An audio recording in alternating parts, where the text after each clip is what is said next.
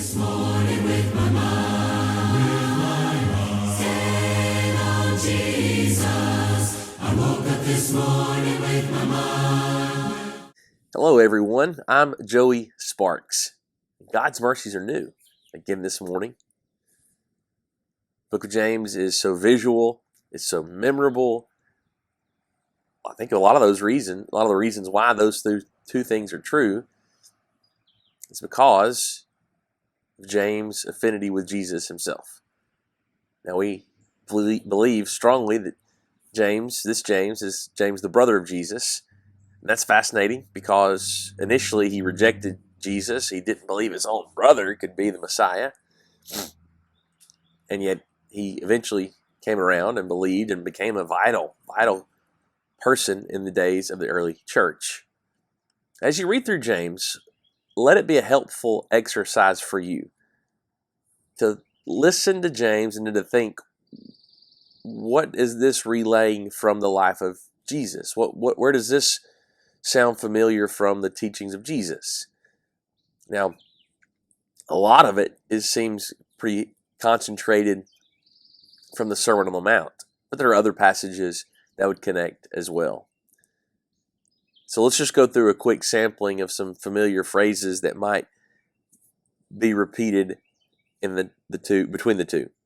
So James opens, you remember 1 verse 2, count it all joy, my brothers, when you meet trials of various kinds. You remember Jesus had said at the close of the Beatitudes in chapter 5 of Matthew that blessed are those who are persecuted for righteousness' sake. He then goes on to say, rejoice and be glad, for great is your reward in heaven. When you suffer for the kingdom, rejoice because you've got a great reward.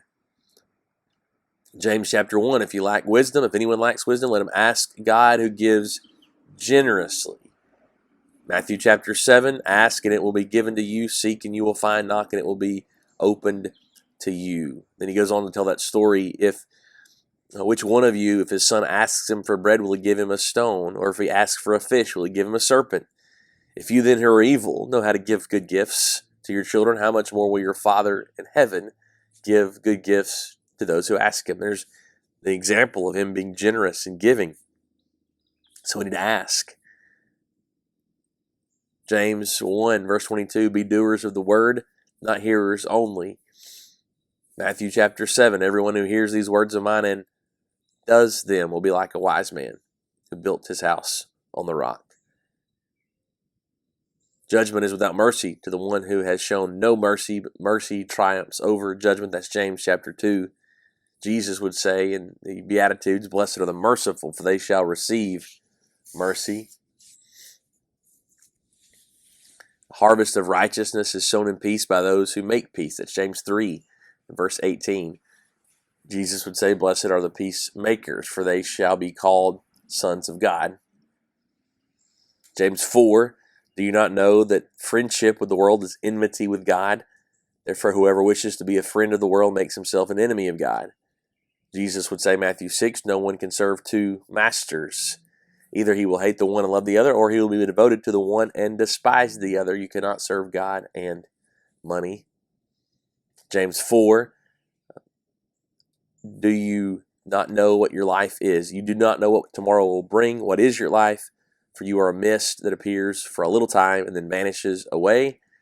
Jesus had said, Matthew 6, therefore do not be anxious about tomorrow, for tomorrow will be anxious for itself. Sufficient for the day is its own trouble.